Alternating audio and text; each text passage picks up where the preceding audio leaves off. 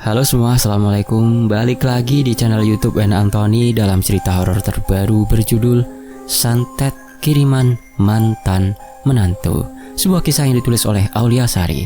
Sebelum saya membacakannya, saya berharap teman-teman dimanapun berada, semoga selalu dalam keadaan sehat walafiat. Amin. Mari kita masuk ke ceritanya.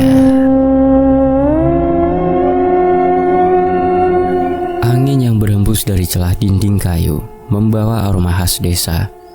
Lampu minyak di ruang depan bergetar perlahan.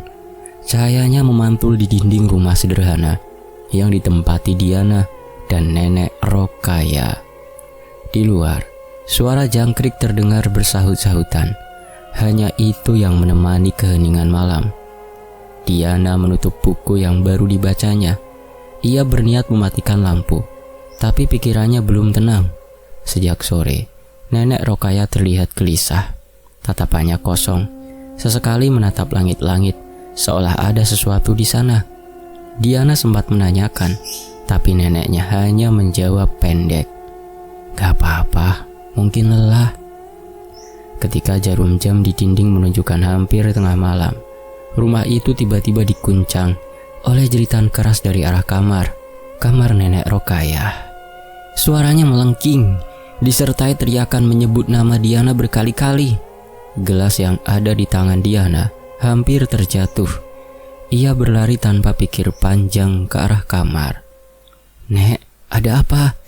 Pintu kamar didorong kuat. Pandangan Diana langsung tertuju pada sosok nenek Rokaya yang meringkuk di atas ranjang dengan tubuh bergetar. Tangannya menekan perut, nafasnya tersengal. Matanya terbuka lebar menatap sudut kamar. "Ada anak kecil di sana," teriaknya dengan suara gemetar. "Dia berdiri di pojok situ, menatapku. Wajahnya putih sekali, bibirnya hitam, matanya besar, tapi tidak seperti mata manusia." Diana menoleh ke arah yang ditunjuk, namun hanya melihat bayangan dinding dan lemari kayu. Tidak ada siapa-siapa. Udara kamar terasa lebih dingin dibanding ruangan lain. Seperti ada sesuatu yang menyerap panas di dalamnya. "Nenek cuma mimpi, tenang dulu ya."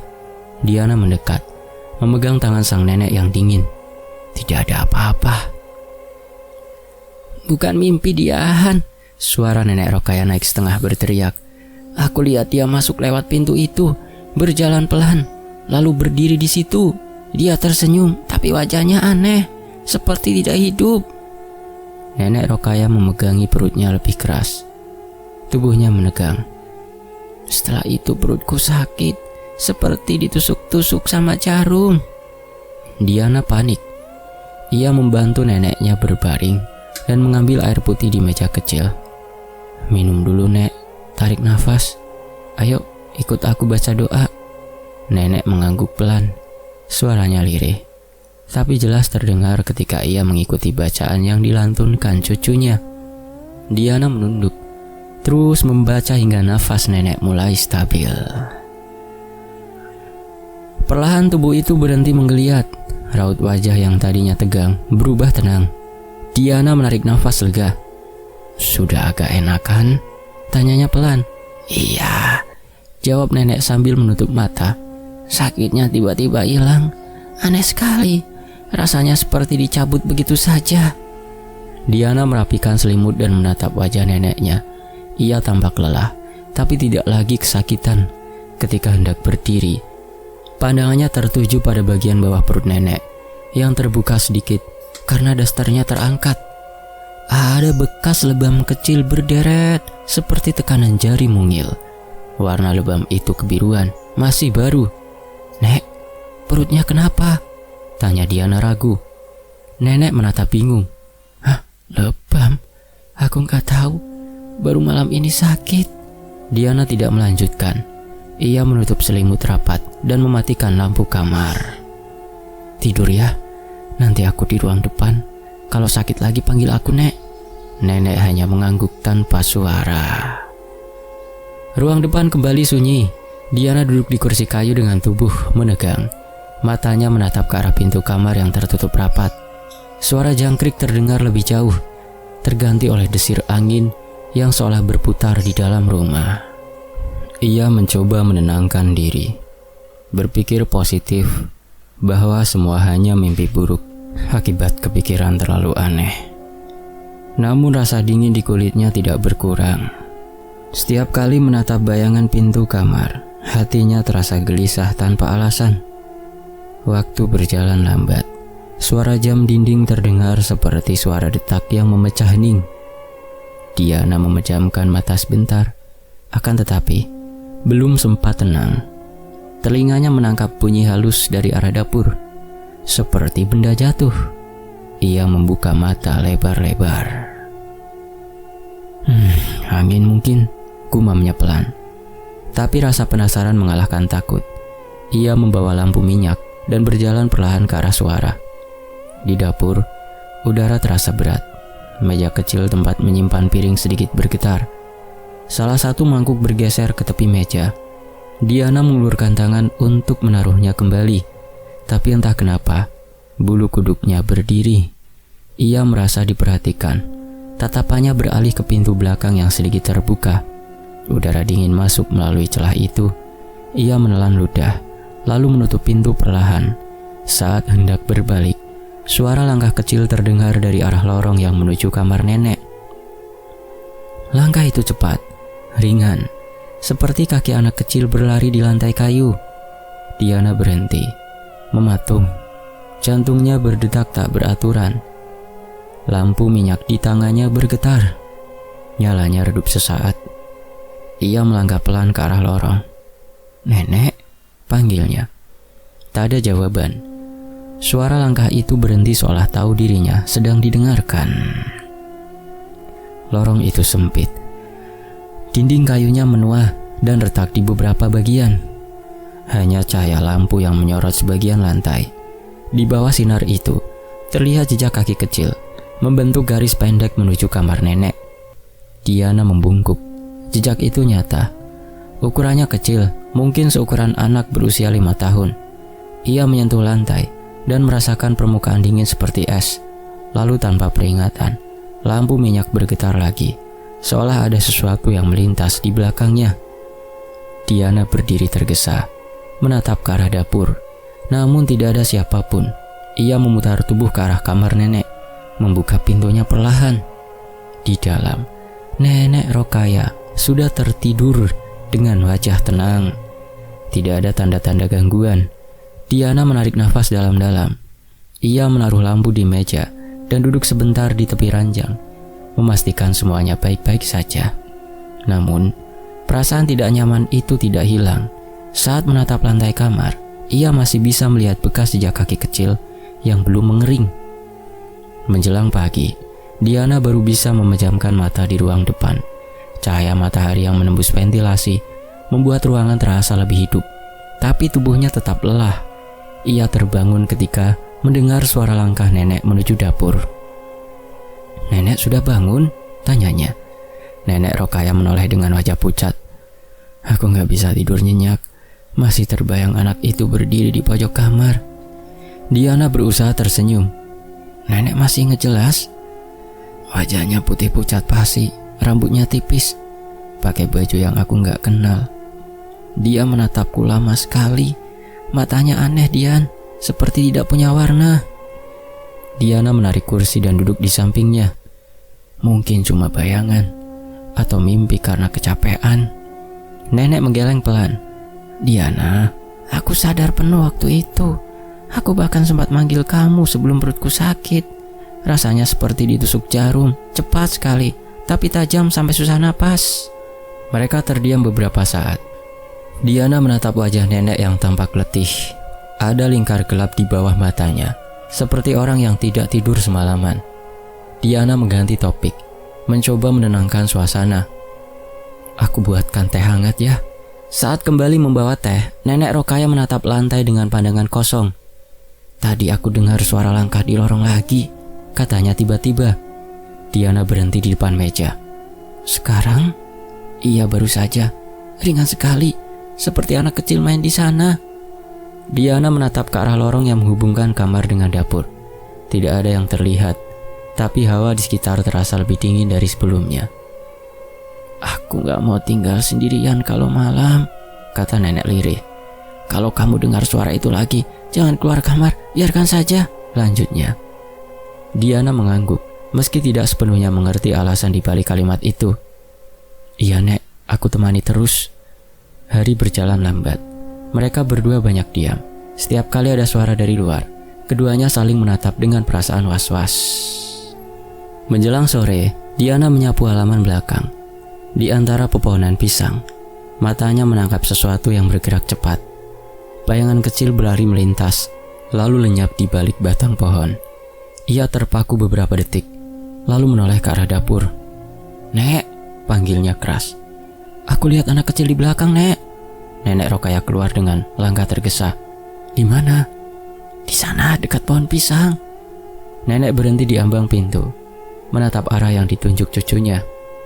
Jangan lihat lama-lama. Kalau dia tahu kamu sadar, dia bisa ikut pulang. Kata-kata itu membuat Diana diam. Ia hanya melihat sekilas. Tapi entah kenapa, punggungnya terasa berat, seperti ada yang memperhatikannya dari kejauhan. Langit mulai gelap. Udara berubah lebih dingin. Nenek Rokaya memilih masuk ke kamar lebih awal.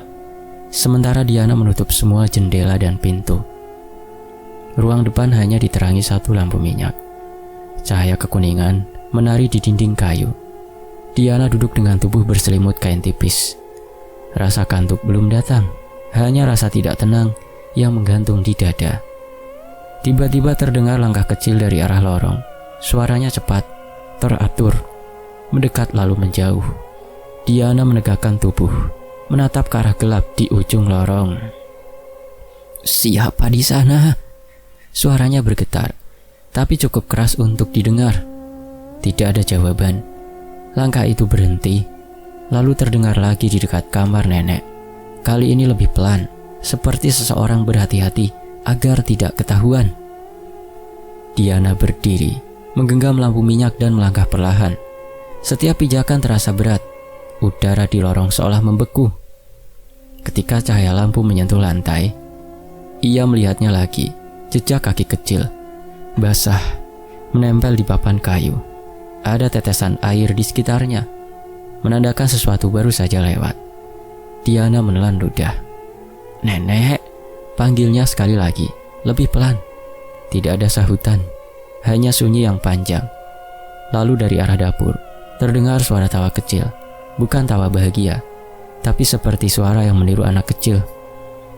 Diana mundur perlahan ke ruang depan. Tangannya gemetar saat meletakkan lampu di meja.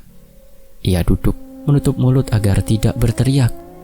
Tawa itu berhenti tiba-tiba, berganti dengan langkah kecil yang menjauh, semakin samar. Diana menatap lorong yang kini gelap total. Tidak ada yang muncul, tapi hawa dingin tetap terasa. Ia menatap lantai, dan di bawah cahaya yang mulai redup, jejak kaki itu masih terlihat, basah, kecil, dan berhenti tepat di depan kamar nenek Rokaya. Malam terasa sangat panjang bagi Diana. Ia tidak tidur sampai fajar benar-benar datang, menunggu suara langkah itu menghilang, meski di hatinya tahu, apapun yang datang malam itu belum pergi jauh. Hujan baru saja reda. Sisa rintiknya masih menempel di dedaunan dan genteng rumah kayu itu. Udara terasa lembab, dan aroma tanah yang terselip lewat celah dinding bambu. Diana duduk di ruang tengah. Matanya menatap kosong pada lampu minyak yang bergoyang kecil terkena hembusan angin. Nenek Rokaya sudah tertidur sejak malam mulai turun. Tapi Diana belum bisa memejamkan mata. Sejak malam teriakan itu, bayangan anak kecil yang disebut nenek terus menari di pikirannya. Rasanya rumah itu menjadi lebih sunyi dari biasanya. Jam dinding di ruang tamu berdetak pelan, mengisi setiap ruang kosong. Ia menatap ke arah kamar nenek dari celah pintu yang terbuka sedikit. Neneknya terlihat pulas, wajahnya teduh, seolah kejadian malam itu tidak pernah terjadi. Belum sempat ia beranjak ke kamar, suara ketukan terdengar pelan dari arah pintu depan. Diana menegakkan tubuh, nafasnya tertahan. Jam di dinding menunjukkan pukul 2 lewat sedikit. Tidak mungkin ada tamu di jam seperti itu. Ketukan itu terdengar lagi, kali ini lebih jelas, seperti seseorang mengetuk dengan punggung jari, perlahan tapi teratur.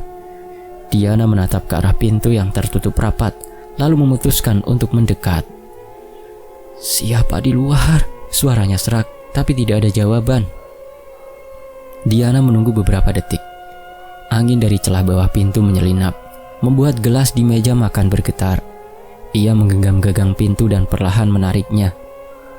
Udara dingin langsung menampar wajahnya. Gelap menahan halaman rumah. Tidak ada siapapun. Hanya pohon pisang di pinggir pagar yang bergoyang ringan tertiup angin. Diana menelan ludah, mencoba memastikan pandangannya tidak salah.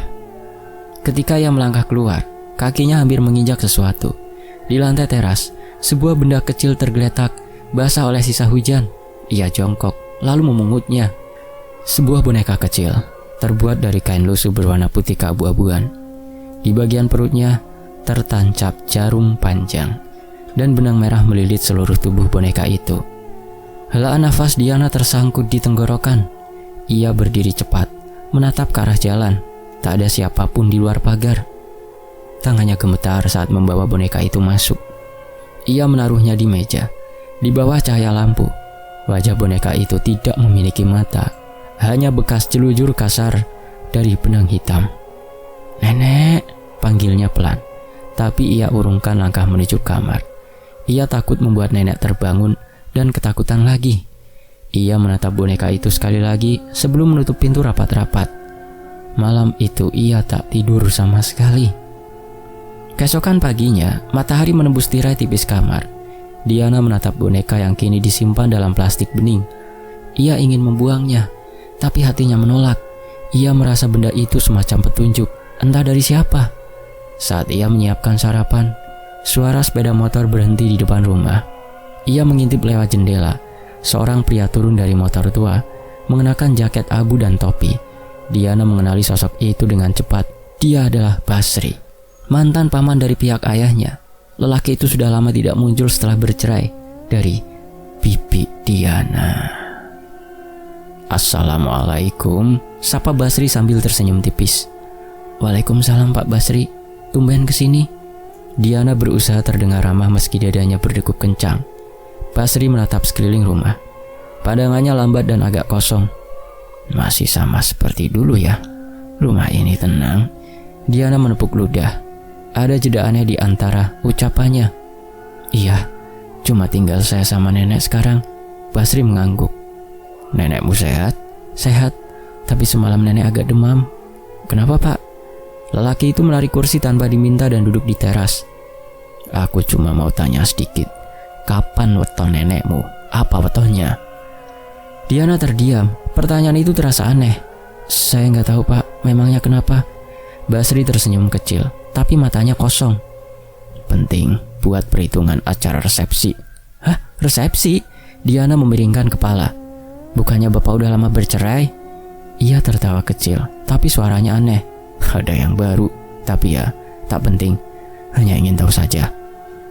Diana memperhatikan tangan Basri yang kotor, seolah baru menggenggam tanah. Kuku-kukunya menghitam. Lelaki itu lalu menatap langit dan suaranya turun. "Kadang orang perlu tahu kapan seseorang lahir untuk tahu kapan ia akan berhenti bernafas." Darah Diana seolah berhenti mengalir. "Maksud Bapak?" Basri hanya menatapnya sebentar, lalu berdiri. "Titip salam buat nenek Rokaya." Ia melangkah menuju motor tanpa menoleh lagi. Diana berdiri terpaku di ambang pintu sampai suara mesinnya menghilang di ujung jalan.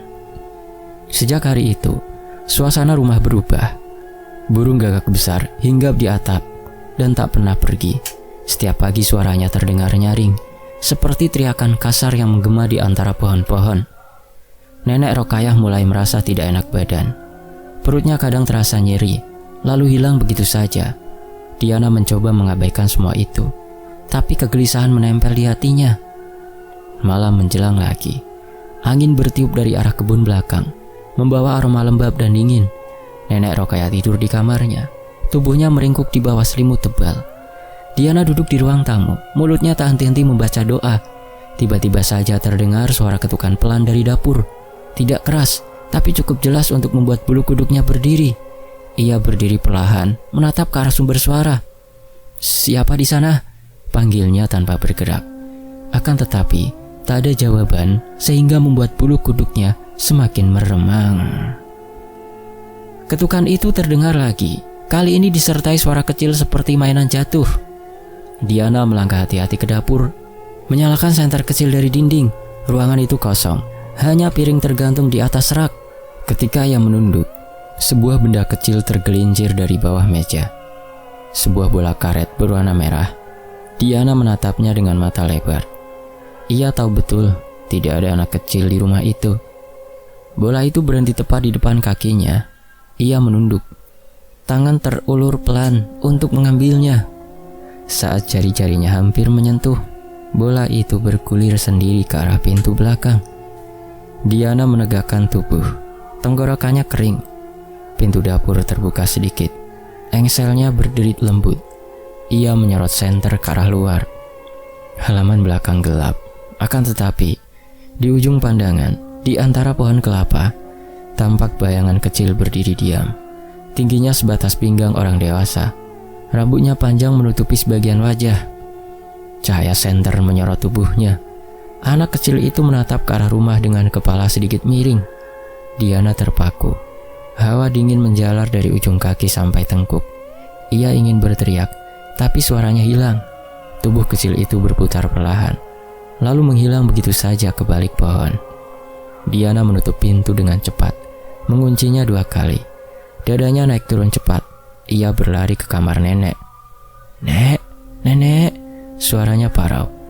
Nenek Rokaya membuka mata, suaranya lemah. "Ada apa, Din?"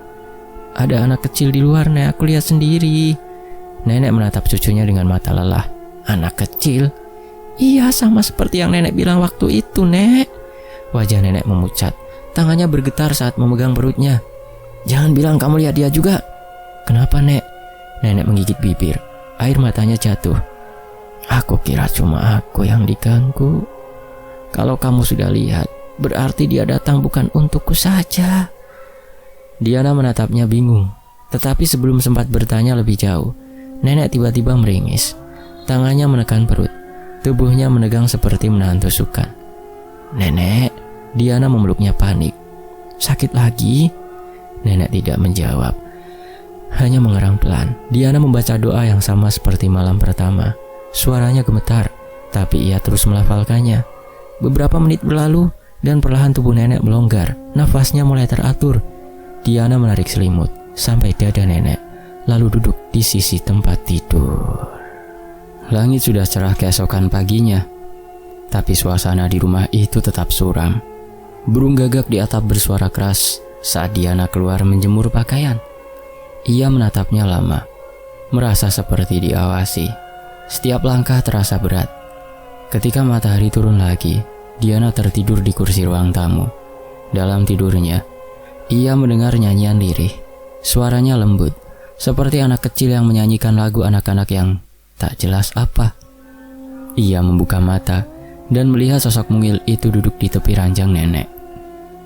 Anak itu menatap ke arahnya sambil tersenyum tipis, lalu menyanyikan satu bait terakhir sebelum perlahan memudar bersama suara hujan di luar. Ketika Diana benar-benar terbangun, udara di kamar nenek terasa dingin. Dari arah dapur terdengar langkah kecil berlari cepat, lalu tawa tipis, melayang dan menghilang. Diana tidak sempat bergerak, hanya tubuhnya yang kaku di depan pintu kamar. 4 bulan berjalan tanpa ketenangan. Setiap malam, Diana menunggu pagi dengan dada berdegup kencang, berharap semua teror itu berhenti. Namun, tubuh nenek Rokaya terus berubah. Perutnya membesar seperti seorang perempuan yang sedang hamil tua. Padahal usianya sudah lanjut. Kadang ia mengerang pelan, seolah ada sesuatu yang bergerak dari dalam. Diana sering terbangun mendengar suara itu. Tidak hanya rintihan, tapi juga seperti ada benda yang menggelinding pelan di perut nenek. Ia berusaha untuk tak berpikir macam-macam, menganggapnya sebagai penyakit. Akan tetapi, setiap kali menatap wajah nenek yang pucat dan matanya menatap kosong ke langit-langit, hatinya tahu ini bukan sekedar sakit biasa. Pagi itu, Diana memutuskan membawa nenek ke rumah sakit di Madiun. Dengan bantuan tetangga, mereka menempuh perjalanan panjang di atas mobil pick-up. Tubuh nenek terbaring lemah di atas kasur lipat, nafasnya berat. Begitu tiba di rumah sakit, dokter segera memeriksanya. Mereka memasang alat di dada dan tangan nenek, lalu menatap layar monitor dengan dahi berkerut. Mereka segera melakukan ronsen untuk memeriksa lebih lanjut dan juga USG untuk mengetahui apa penyebab perutnya membengkak. Livernya membengkak tidak wajar, kata dokter muda yang menangani. Tapi hasil laboratorium tidak menunjukkan penyebab medis yang jelas. Semua organ lain normal. Diana menatap dokter itu dengan bingung. Apa tidak bisa dijelaskan, Dok? Seharusnya pembengkakan seperti ini disertai infeksi atau kerusakan jaringan. Tapi hasil darahnya bersih. Tidak ada virus, tidak ada kelainan fungsi hati. Kami juga tidak menemukan cairan di rongga perut. Ini aneh. Diana menunduk, menahan perasaan yang mulai kacau. Ia tahu jawabannya tidak akan ia temukan di ruangan putih itu. Saat sore datang, nenek mulai mengigau. Suaranya lirih tapi jelas. Basri, jangan ambil dia. Ucapannya diselingi tangisan kecil seperti anak kecil ketakutan. Diana menggenggam tangannya kuat-kuat. Nenek, ini Diana, tenang ya. Tidak ada siapa-siapa. Tapi nenek terus mengulang sama. Nama Basri dan kata anak kecil, seolah dua hal yang saling terikat. Malam pertama di ruang rawat berjalan tegang. Lampu ruangan redup. Hanya tersisa suara mesin infus yang menetes perlahan. Diana duduk di kursi, memandangi wajah nenek yang tertidur gelisah. Perawat sudah 3 kali masuk, mengganti cairan infus. Tapi setiap kali pintu terbuka, udara dingin selalu menyeruak, membawa aroma aneh seperti bunga yang busuk. Menjelang tengah malam, perawat yang jaga malam terlihat ragu-ragu saat memasuki ruangan. Wajahnya menegang. Mbak, tadi saya lihat ada anak kecil dari lorong, katanya pelan. Diana menoleh cepat. Anak kecil? Iya, saya kira anak pasien. Tapi waktu saya panggil, dia hilang di tikungan. Cuman aneh, jam segini siapa yang bawa anak? Diana tidak menjawab. Tenggorokannya kering. Ia menatap pintu yang perlahan tertutup kembali. Tak lama setelah perawat pergi, nenek mengerang lagi. Tubuhnya bergerak pelan di atas ranjang. Diana berdiri, memegang bahunya. Nenek, ini aku. Suara dari bawah ranjang terdengar. Samar tapi jelas seperti langkah kaki kecil berlari pelan di lantai. Diana menunduk. Tidak ada apapun di sana selain bayangan dari cahaya lampu. Ia mengatur nafas, lalu duduk lagi. Tapi suara itu datang lagi. Kali ini disertai suara gesekan logam kecil di bawah tempat tidur. Tiba-tiba, lampu berkedip 2 kali, lalu padam sepenuhnya. Ruang itu menjadi gelap pekat. Diana berdiri tergesa, matanya mencari tombol senter di ponsel. Tapi sebelum ia sempat menyalakan cahaya, suara serak keluar dari bibir nenek. Dia datang.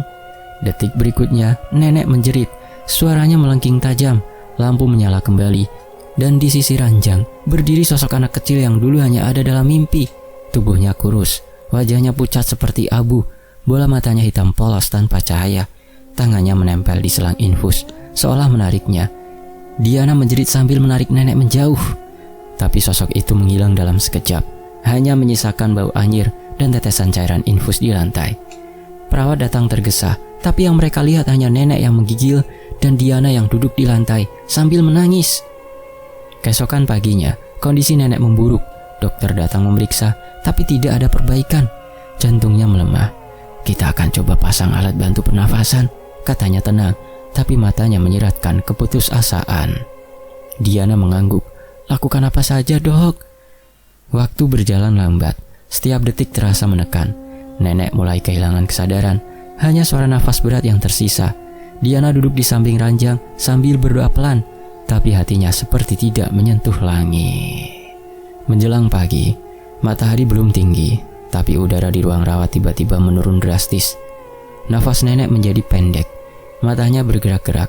Di balik kelopak tertutup. Basri, hentikan, gumamnya lirih. Diana menatap wajah nenek dengan panik. Nenek, buka mata, aku di sini. Tapi tubuh itu sudah lemas. Monitor detak jantung memanjang 1 garis lurus. Pukul 6 lewat sedikit, nenek Rokaya dinyatakan meninggal. Diana membeku. Suara tangisnya tertahan di dada. Dokter menutup wajah nenek dengan kain putih, lalu meninggalkannya sendiri di ruang itu. Ia duduk lama di samping tubuh nenek, sampai aroma melati tiba-tiba tercium kuat. Bukan bau segar, tapi aroma busuk yang menguar di udara. Diana menatap kain penutup itu dan menyadari sesuatu yang aneh.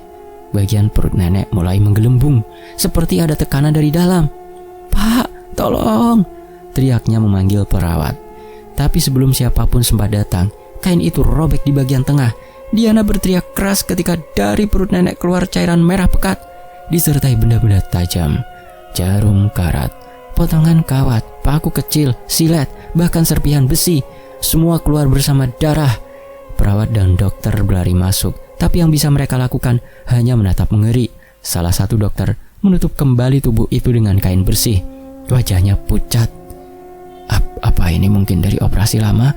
Tanya salah satu perawat terbata. "Tidak pernah ada riwayat operasi," jawab Diana dengan suara gemetar. Suasana ruangan berubah hening. Hanya suara langkah tergesa para petugas yang mengurus jenazah terdengar. Ketika sore tiba, tubuh nenek sudah dimandikan dan siap dikafani. Diana berdiri di samping ustadzah yang sengaja dipanggil ke rumah sakit sambil membacakan doa. Akan tetapi, saat kain kafan melilit tubuh itu, darah merah merembes dari bagian perut yang sudah dijahit. Bintik hitam muncul di sekitar luka, menyebar cepat seperti tinta air. Ustazah berhenti membaca doa, menatap dengan cemas. "Ambil kain baru," ucapnya pelan. Diana menatap wajah nenek terakhir kali. Matanya masih sedikit terbuka, menatap ke arah langit-langit ruangan. Bibirnya seolah ingin mengatakan sesuatu. Ketika petugas menutup wajah itu sepenuhnya, suara langkah kecil terdengar di ujung lorong. Tidak ada siapapun di sana, tapi boneka kain yang dulu ditemukan Diana di teras rumah tiba-tiba terguling di lantai rumah sakit, tepat di depan kamar jenazah. Sore di desa itu seperti tenggelam lebih cepat dari biasanya. Awan hitam menutupi langit, dan angin membawa bau lembab yang menusuk hidung. Sejak kepergian nenek Rokaya, rumah Diana terasa seperti kehilangan pelengkapnya. Tirai tidak pernah bergerak. Udara seolah berhenti di dalam, dan setiap kali angin lewat, suara pintu kayu yang bergetar selalu terdengar seperti keluhan panjang yang memanggil nama seseorang. Hari itu, Diana memutuskan sesuatu yang sudah berputar di pikirannya sejak bermalam di rumah sakit. Ia tidak bisa lagi diam. Bayangan wajah nenek dengan mata terbuka lebar terus menghantui setiap kali ia memejamkan mata. Setiap kali ia menutup ke arah dapur atau kamar nenek, seolah ada sosok kecil melintas di ujung pandangannya, menatap dengan mata gelap penuh kebencian. Sore itu ia pergi menemui Kiai Syafi'i, tokoh yang dikenal bijak di desanya. Rumah sang kiai berada di tepi sawah, tidak jauh dari surau kecil. Dinding bambunya sudah tua, tapi suasananya menenangkan. Aroma kopi dan kayu bakar bercampur di udara. "Assalamualaikum," suara Diana lirih namun bergetar. Dari dalam terdengar langkah perlahan sebelum pintu dibuka. Kiai Syafi'i menatapnya dengan pandangan teduh tapi penuh tanya. "Waalaikumsalam, Nak Diana, silakan masuk." "Wajahmu pucat sekali. Ada apa?" Diana duduk di lantai, berusaha menahan gemetar di tangannya. "Saya tidak tahu harus mulai dari mana, Kiai. Tapi setelah nenek meninggal, banyak hal yang tidak masuk akal terjadi. Semuanya berawal dari anak kecil itu." Kiai Syafi'i diam, lalu menyuruhnya menceritakan semuanya dari awal. Diana menjelaskan dengan suara parau tentang malam pertama nenek menjerit, boneka kafan di teras, sampai peristiwa mengerikan di rumah sakit. Setiap kali ia menyebut nama Basri, tatapan Kiai menjadi lebih dalam. "Basri, nama itu sudah sering disebut orang-orang di sini," gumam Kiai Syafi'i pelan. "Ada yang bilang, dulu dia pernah datang ke seorang dukun di Banyuwangi. Katanya ingin balas dendam karena merasa harta peninggalan keluarga tidak adil dibagi." Diana mengerutkan kening. "Jadi benar, Basri mengirim santet ke nenek saya?" Kiai Syafi'i menarik nafas panjang, lalu berkata pelan, "Apa yang terjadi pada ibumu dan nenekmu bukan sekadar penyakit, Orang itu memanggil sesuatu yang seharusnya tidak disentuh. Santet itu memakai perantara ruh anak kecil yang dikorbankan dalam ritual. Anak itu adalah darah dagingnya sendiri. Suara Diana terputus, tenggorokannya kering. Apa? Anak kandungnya sendiri? Ya, jawab Kiai pelan. Dia menyerahkan nyawa anak itu untuk dijadikan wadah. Roh itu dikurung dipaksa menjadi perantara yang menyalurkan penyakit dan teror pada targetnya. Santet seperti itu tidak bisa diputus dengan doa biasa, harus dikembalikan kepada pengirimnya. Diana menunduk, jari-jarinya gemetar di pangkuan. Kalau begitu saya harus ke rumahnya. Kiai Syafi'i memandangnya dengan cemas. Hati-hati nak, orang yang sudah membuat perjanjian seperti itu jarang kembali dalam keadaan normal. Jangan pergi sendirian. Namun keputusan Diana sudah bulat. Ia pamit dengan langkah berat, membawa sisa keberanian yang ia miliki. Saat keluar dari rumah Kiai, langit berubah gelap. Suara guntur bergulung di kejauhan. Rumah Basri berada di ujung jalan berbatu, dikelilingi pohon pisang yang daunnya bergoyang-goyang pelan. Pagar bambunya terbuka, menimbulkan suara decit lembut saat tersentuh angin. Diana melangkah pelan melewati halaman yang dipenuhi daun kering. Tidak ada tanda-tanda kehidupan, tapi jendela depan terbuka lebar seperti mengundang. Pak Basri, panggilnya. Tidak ada jawaban.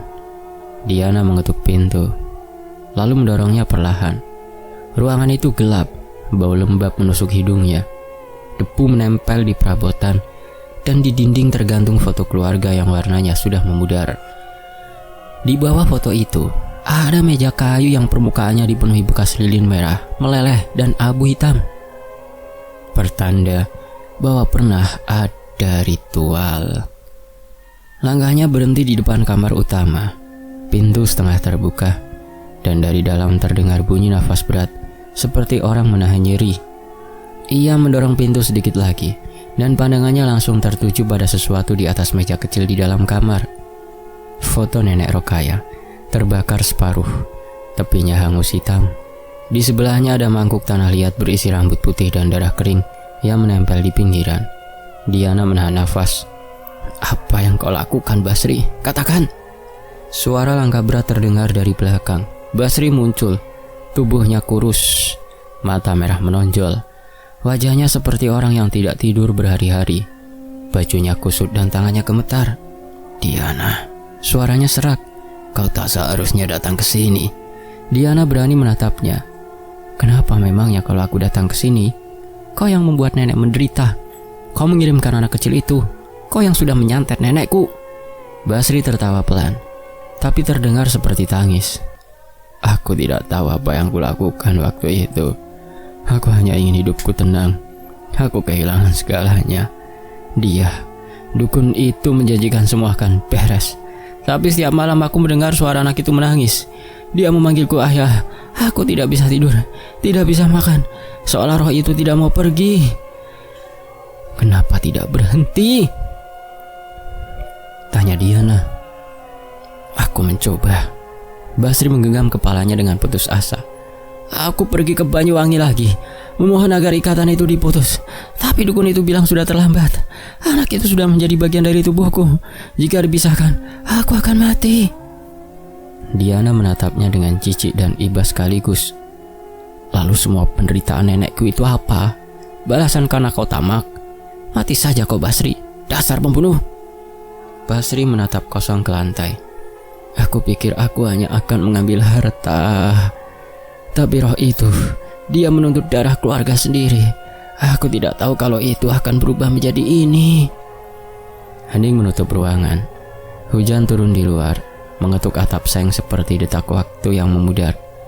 Diana melangkah mundur, hatinya bergemuruh antara marah dan takut. Kau harus bertanggung jawab, Basri. Aku tidak akan biarkan roh itu menelan siapapun lagi. Basri menatapnya, matanya tiba-tiba menegang. Kau tidak paham, dia sudah di sini. Ia menepuk dadanya keras. Dia ada di dalam tubuhku. Tubuh Basri bergetar hebat. Tangan dan kakinya menegang. Lalu tubuhnya membentur lantai dengan keras. Suara jeritan melengking memenuhi ruangan. Dari mulutnya keluar suara kecil seperti anak-anak menangis.